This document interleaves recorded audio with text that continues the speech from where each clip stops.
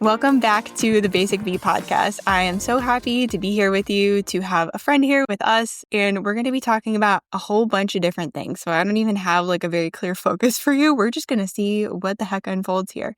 But I've got Jordan Gill here, and let me just like introduce you to her in case you don't know who Jordan Gill is, which means you've probably been living under a rock. And if you have, welcome. Here's fresh air. Like, it's nice to have you here. All right. Jordan Gill is a multi-seven-figure business strategist whose mission is for high-achieving business owners to prioritize rest without sacrificing revenue. Her podcast, System Save Me, goes beyond the success of businesses to spotlight the invisible systems you've never seen or heard of.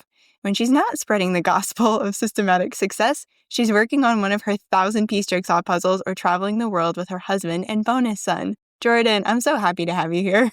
Oh my gosh, this is like, I don't know, we booked this so long ago and it's always been like, I'm so excited for that day. That's going to come soon.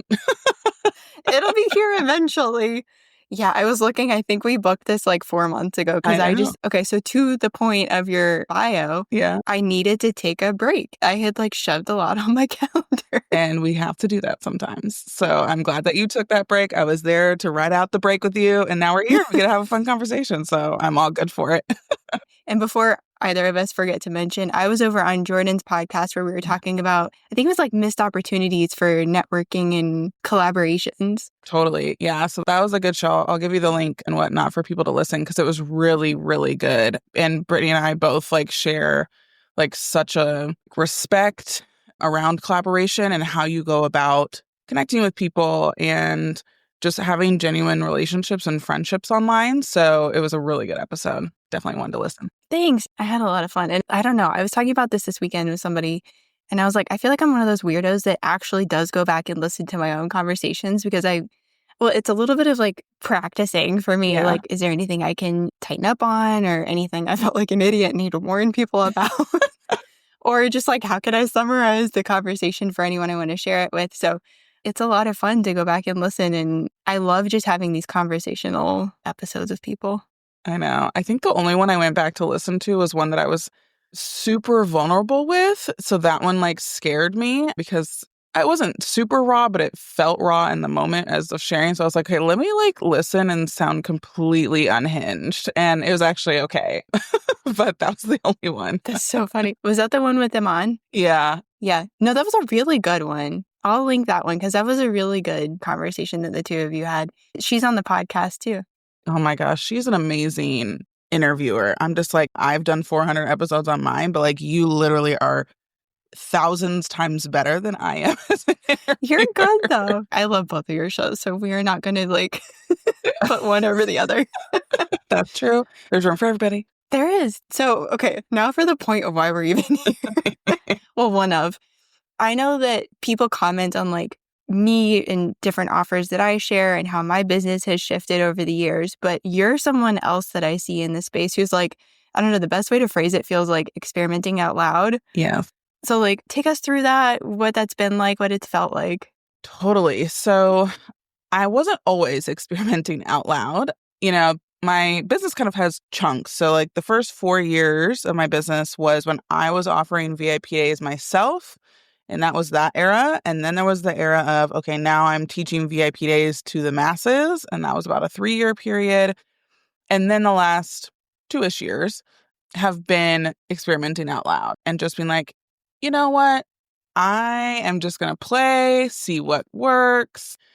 And I think that that probably would be really scary for a lot of people because one, it feels like, oh my gosh, people are going to know I'm failing, which half the time people don't even know when I fail because, you know, if 1 or 2 people purchase something and I meant for it to be for more, like I just either refund them the money and move on with my life, or I just do it for the 2 people and then we also move on with our lives. So you think that people are paying so close attention to you and that they're going to like find all these little cracks and whatever else. But I found that more times than not, and it'd be interesting to hear what you think too, or what your experience has been, but people have actually been very appreciative of me doing it versus like, okay, Jordan is unhinged. Why is she launching all these things? Somebody check on her because this is like not how you do business. Or like she just seems like she's jumping from this to that to this to that.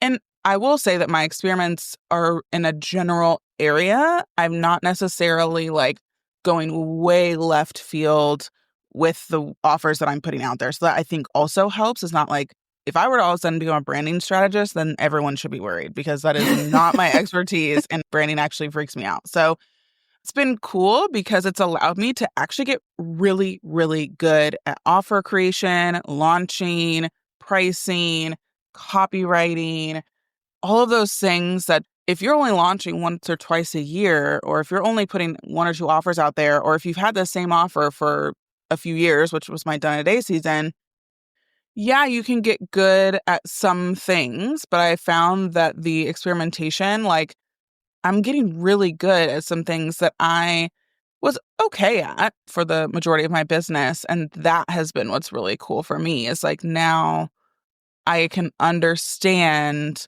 the mechanics of online business a lot better because I've literally done it so many times. I can't even tell you how many offers I've created.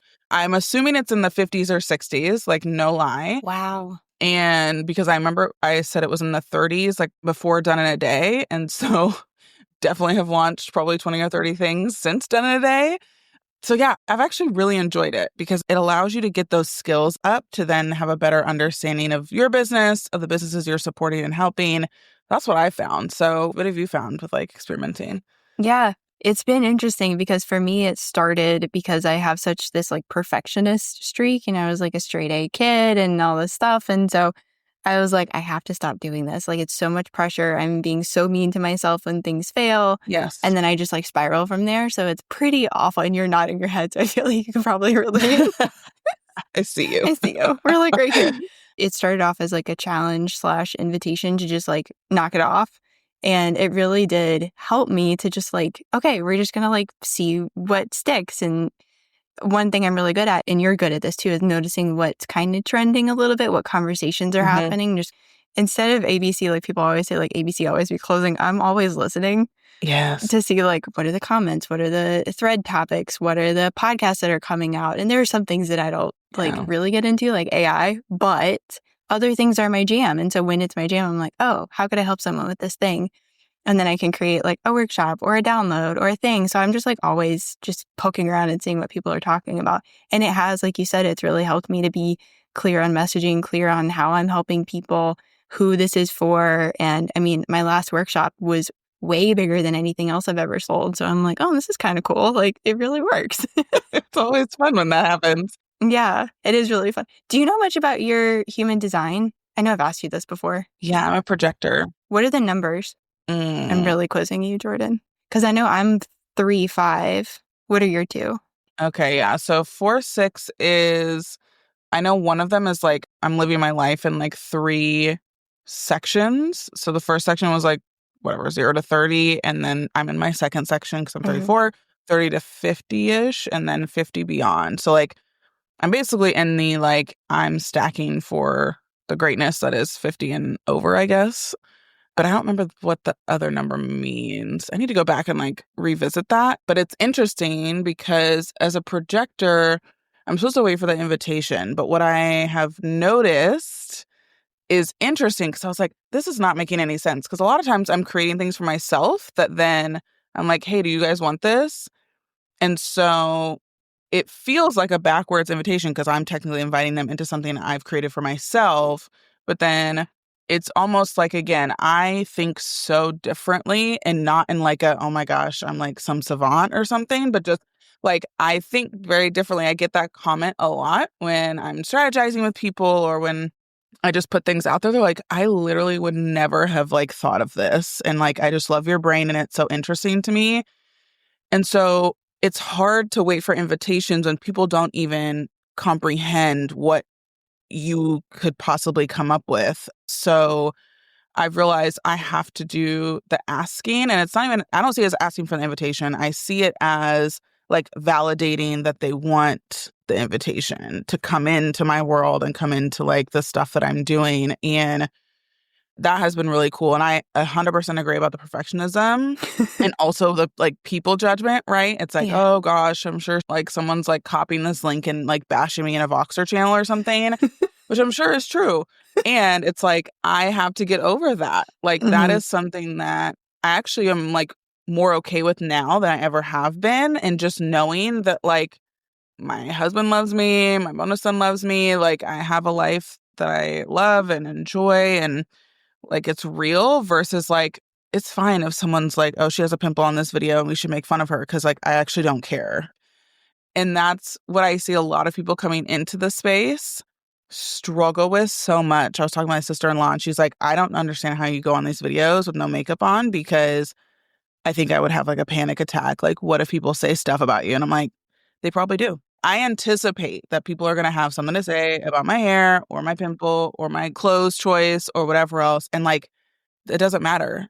I'm comfortable with myself enough to where I'm just like, you know what? If I'm happy coming on this video, sharing the knowledge, which is the whole point of it, not what I look like, sharing the knowledge, then I'm doing what I enjoy and what is most valuable to the people. Like they don't need me to put makeup on in order to understand that this automation is going to help them save 5 hours a week. Like, let's be honest, you know? Yeah. With perfectionism and the people aspect as well, or just like that was something too with experimenting out loud that maybe was something that made you nervous or something that maybe held you back from doing it before you did it. Oh, totally. And so you were talking about like having offers that make sense. They're like within the same industry, kind of in the same lane. I jumped from massage therapy over to SEO because that makes a lot of sense, right? Well, if there's a global pandemic, it does. I started my Instagram handle, channel, profile, whatever we want to call it, was all entirely dedicated to massage. And then I started to shift over into SEO copywriting. And at one point, I call it a come to Jesus moment where I was like, Brittany, okay, if you keep talking to both of these people, everyone's going to stay confused. I have to pick one. My massage practice is doing great because at the time I wanted to split my time. Now I'm entirely doing this. And so I was like, all right, we're just going to change this profile entirely over to SEO, copywriting, and strategy. And it felt like you were saying, like, all the people are watching and they're going to like judge you and they're going to come out with like pitchforks and like, I don't know what I thought they were going to do with the pitchforks, but it's literally like no one cared. I mean, eventually they were like, oh, this is cool and this is what you're doing. And me changing my Instagram profile is how I've gotten so many collaborations and clients and opportunities and all of these things and met some really cool people, including you. So it's like, just do the thing. It's not a big deal. But I will say also in full disclosure, I totally have a pimple today and I put concealer on, but that's it. That's like the only makeup I do. Exactly. Like, it doesn't matter. Yeah. Right. We're here to share the value. And if someone is wrapped up in, well, I'm not going to listen to her because she doesn't wear makeup on a video, that's fine. I literally am like so cool with that. Go be great. Yeah. And I get it because it can sometimes feel like high school or whatever else. My bonus son is about to go into middle school and my husband and I were just having a panic attack earlier about this because it's just like, I hated middle school. It was not great. And so because it is such a judgment zone, like you want to talk about like the most critical time for a lot of people was middle school because so much is changing and you're so confused. There's hormones everywhere. And it's like the internet or online space can feel like that because you get a bad comment on a video or someone says something to you in a DM or you're just showing up as yourself and people don't like it. You can definitely go down a deep situation if you don't get yourself right before that because people on the internet are very confident, more confident than they are in person. So they're just going to be clicky-clacky keyboard warriors and attack at any time. And I'm grateful that I don't have that as much. I think I'm a little bit intimidating to people, which works in my favor in this way. But I think that if people could just understand what is the point of me having my business, of serving clients, of offering value, if somebody has something to say about something outside of that, then like, it's okay. Yeah. Like, because again, there are people I don't like and there's people I'm sure you don't like. And they're moving on with their life. First of all, they probably don't even know that I don't like them and that's fine. Like, again, I don't have an issue with that. So if we know there's some people we like, some people we don't, other people also have that. Or I'm sure that I'm the villain in some people's stories, right? Iman's podcast, me having to let go of my team, I'm sure that I am the villain in some of my team members' stories. And that was something that really hit me hard and was 100% the hardest part of that entire season of my life was just I cared so deeply for them. And also at that point, I couldn't hold on. So that sucks. That sucks to know that I could be a villain in their life journey. And at the same time, it still is the decision I would make today based on the information that I had, but it's hard. It's very hard. And yeah, even you saying that, I'm remembering like there's one very big thing that's happened in the last number of years, are we now? Like it's been hard where like my number one thing that I don't want to do is feel like I've disappointed someone. And it's been thing after thing after thing. But there was one big thing and I could see it coming. And I'm like, it's when you can watch the train wreck and you know it has to happen anyway. Yes. And it's just like, all right, choo-choo. Like it's going to keep on going. But it does. It sucks. And it's like, all right, like as long as I know I'm a good person, I'm doing things with like the best of intentions, I'm handling this as kindly and with as much love as I possibly can, that's all I can do. And then how someone else interprets it is just going to be how someone else interprets it. Yeah, exactly. So look at us being healthy beings in the world. Okay, so I know that not only do we have this whole like collaboration and experimenting out loud in common, we also have you to a much bigger degree than me, but like hearing you share your story has been very much like validating of like, we've all got something going on like silently behind the scenes. So I know you've got like chronic illnesses and you're also an entrepreneur. So like, tell us about that balancing it.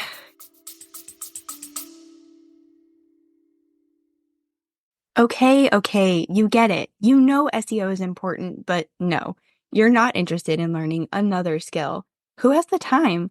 But who are you supposed to trust with the task of getting SEO to work for you? Someone who won't ghost you mid-project or treat you like a dum-dum lollipop. Someone who actually wants to empower you and your team with all things SEO. Hi, yes, it's me, Brittany, and you are the person I created the SEO packet for. You're curious, you want to understand this thing better, but like only a little bit. You don't actually want to do the doing. This way, you get the key SEO stuff super fast, and you get support throughout and beyond the project. No more letting Google gift you the wrong SEO strategy. Time to put the right words in the right places and get found online by the right people. Find all the info you need below. Yes, definitely. And again, with chronic illness, for those who maybe don't necessarily know what that is or aren't experiencing themselves, it's essentially usually autoimmune disorders or things of that nature that are, again, basically creating little mini attacks in your body of pain or different symptoms in a very consistent basis. So my three chronic illnesses are celiac disease, chronic fatigue, and hypothyroidism, which means that my thyroid is underactive, meaning that it just like doesn't do much. It's a fun cocktail of chronic illnesses, and it affects, what I eat. So every meal I have to be super diligent about what I'm eating for, just even energetically. Like this year, I have cut the majority of calls. Like I basically have 2 or 3 days a month that I have calls, this being one of them. Yes, you made the cut. And the rest of it, I don't have calls. I don't have anything that I need to show up for because I don't want to say in denial, but I didn't really recognize how much calls affected my energy until now. I'm like, every day I'm able to wake up and adjust my calendar to that day's energy, which is great and which has really been refreshing for me. So I always get feedback that people are saying, you move so fast. And like, I don't feel like I move that fast and everything's relative, but I have expectations of myself in speed and ambition. And I don't hit my goals a lot of time, especially when my chronic illness is flaring. And that can be really frustrating. And at the same time, I have to give myself patience.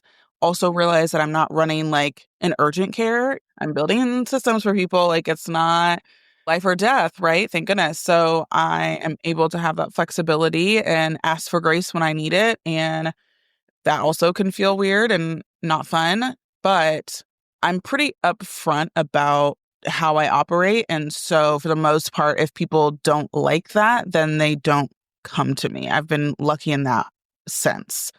It's something that I know that is something that affects a lot of people every day. And the beautiful thing about online businesses and entrepreneurship is you can create the environment in which you need to succeed and in which you need to be great. And that can look a lot of different ways. Like I know how my business is run probably isn't how most people run their businesses because of XYZ reasons. And I can either make myself feel bad about that, or I can say we're all different anyway. So it's supposed to look the way it needs to look for me. It's one of those things that can be discouraging sometimes because it feels like, dang, like I could be moving faster. I could be doing more. And giving myself that grace and that pause and the acknowledgement of what I have accomplished up until this point, and just knowing that it's something that I have to honor. Otherwise, I will be in some health troubles, right? And Mhm. just not being able to work at all. So I have to be grateful for the few hours that I have and move forward with that. So it's really sometimes a mental game more than anything. Oh, totally. So I've dealt with migraine since I was 7, but I Mm. am very fortunate that like it feels like I finally found like the right cocktail that works for me. Yay. So I can like manage it a little bit. But I mean, just even as you were talking, like the being gracious with yourself. And Yes. I'm much better at that with other people. I But know. like turning that inward, it's like, why is that the most challenging thing on the planet just about is like treating yourself how you would treat a friend. And so it's almost like just plaster that on my forehead and then I'll be better. But it's a lot easier, I will say, to manage that, to navigate that, having an online business versus having the massage practice, because that used to absolutely crush me when I would wake up with a migraine and you could just tell it wasn't going to go away. And so Yeah. I'm like, well, I've got to message these people. And like, not only am I dealing with the pain, feeling awful, I have to now like text them or call them and give them the heads up and then spend the rest of the day feeling bad about it. It's one of those things that, too, I've recognized, even when I'm like speaking on stages and stuff like that. Like this year, I have like 8 speaking engagements. And so, like, that's wild. And we're cutting it off because it's a lot of travel. Yeah. And I need to, again, I pretty much am limiting myself to 2 trips a month. And so some months I do have both of those and some I don't. But you have to be just so acutely aware when you have chronic illness. You're having to notice those little things like, again, calls, when you take your calls, how long you're working per day, or what triggers your migraines, what triggers, for me, again, I have a lot of food stuff. So what will trigger my gut issues? It's so much mental space to manage, but that's why my business is Same System Save Me, is because literally there's so much that I would not be able to do if my systems weren't doing it for me. I don't even know what would be happening in my business if it was all dependent on me. That's frightening to think of. So I'm very grateful for the skill set that I have to be able to build those things in. And I'm not perfect by any means, but I try my best and at least try to be communicative. That's always my thing. Is like, if I'm really struggling with something, even if I just have to shoot a quick email and say, hey, like, today's not the day, I'll come back to you tomorrow, at least trying to do that as much as possible. Yeah, totally. And I will say, I think I've told you this like offline before, but just being able to watch you and witness what you've been doing, it's allowed me to give myself permission to like, oh, it's okay if that doesn't work for me. I have this other alternative thing I can try. Yes. So like for everyone who's ever talked to me on Voxer or Telegram or even Instagram, in lieu of a sales call or a consultation call or whatever, we Yes. have Jordan to thank for that because I was like, this is brilliant. Please let me do it because calls are exhausting for me. Same thing. I Yeah. mean, that's why I basically took November, December off, is because I was like, I can't. So thank you for that. And thank you for everybody else who's watched that, witnessed that. I love a good Voxer chat. I'm like, take it to the Vox. Like, don't Right? send me a call link. No, don't.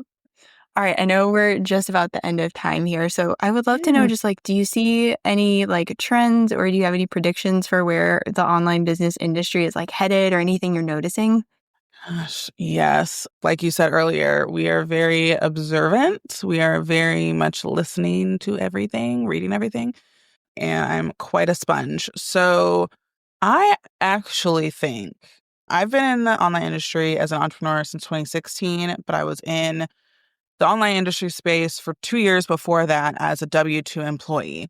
So I've literally been in this space since 2014. It's basically my entire career post-college, minus a year.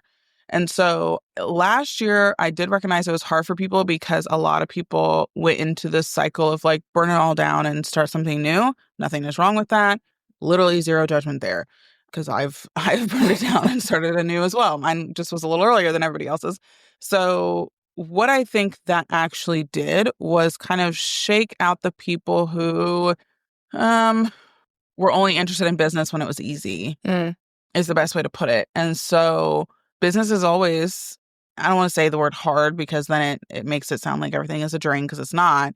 But business is not just following the yellow brick road and frolicking into the Emerald City. There's going to be obstacles along the way. One of them being things you cannot control, like what is going on in the world, in the US, in your communities, in your home. Having to navigate grief for me was a big one in the last 6 months, losing 2 grandparents. And that was very new for me. And so all of those things compiled, what I'm noticing is that there are people who are holding on for dear life to how things have always been. And then there's people who are more comfortable with trying new things. And I don't even mean just AI. I just mean play around, again, like experimenting out loud sort of thing. And something I'm noticing in my mentorship conversations and just in my conversations in general they haven't actually built audiences for themselves. And I don't mean thousands, but just consistently bringing in new people to your world. I would say that's the number one thing that I've seen a lot of people struggle in the last year with. So I think this year, predictions wise, there's going to be a lot of people who are going to be trying to build their audiences. Fortunately, it's going to be a little more expensive than it ever has been from a time and money perspective. But this year, a lot of people are going to be in the building phase. And also, there's going to be a need for innovation from everybody. Again, I'm not just speaking to AI because that's literally one part of it. And whatever else, it's like, okay, like there's other stuff you can do to innovate, right? And I think that there's going to be some things, and I don't know what, but just some things that are going to appear and be of like super great value for the first movers of it. Because I remember in 2014, courses had existed probably since 2009-ish. 2014 was pretty quiet, so to speak, from a noise perspective. So when I came into 2014, it really was that gold rush of like 2014, 2015, 2016. Okay, and then 2020. I think that there's going to be another gold rush in some way, shape, or form from the online business space, but it may not be, I don't want to say relevant to online space. It may be relevant to us taking our skills as online business owners to like the world or to people like just regular folk. Because I'm seeing that a lot with people who are really savvy with digital marketing and have focused on that audience for a long time, but now they can focus on a new audience and speed up the process of success. So that's something that I'm eyeing and seeing other people doing, and I think is going to be a big thing. That's very intriguing. I haven't heard anybody say that yet. I'm so stoked. I'm like, my wheels are turning and like smoke is coming out of my ears. Like, that's very exciting. Yeah, I think it's going to be really cool. And I'm here for it. Like, I love innovation. So I'm like, hey, go for it, Yeah. No, I think it's going to be a very interesting year. I'm curious to see how it all plays out. Yeah. I kind of sort of felt hopeful last year. And then like last year was a dumpster fire on steroids. So 2025, it definitely has a different feel for it, at least for me. So, and I'm hearing that from other people too. I'm like, okay, cool. Maybe we're like growing up now. Yes, exactly. We're done with that valley. Let's have a peak. So done with the valley. Couldn't have said it better myself. All right. Where can people find you if they haven't already? Which again, just looking at you people. Just virtually looking at you. So Instagram is my jam at systems, plural, saved me. And then I do have my podcast. So obviously you like to listen to podcasts. So that's Systems Saved Me as well. And then my website is probably the most up-to-date place because, again, I'm up to a lot of shenanigans. So between my website or my Instagram, you're going to know what's going on in some way, shape, or form. I love that. Well, thank you so much for joining me, for waiting to have this call, and then just for like being so open as per usual. Yeah, it was so great. Thanks for having me, Brittany. And thanks for listening, y'all. Yeah, we'll catch you next time.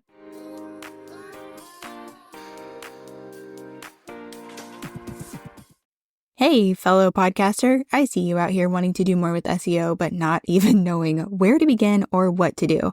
Oh, and yeah, there are loads of episodes you should be blogging about, but like, how? I saw so many conversations just like this happening around me, and one day I just thought, I'm a podcaster, I'm an SEO show notes writer, I should make a resource. So I did. And now you can grab the SEO podcast show note and blog post templates. You get everything you need to go from podcast idea to SEO optimized podcast show note to SEO-ified blog post, which means you've got 2 long-form content pieces out here marketing for you 24/7. I even included video training so you know exactly what goes where and how to incorporate SEO for your podcast ASAP. Click the link in the show notes and grab your templates today.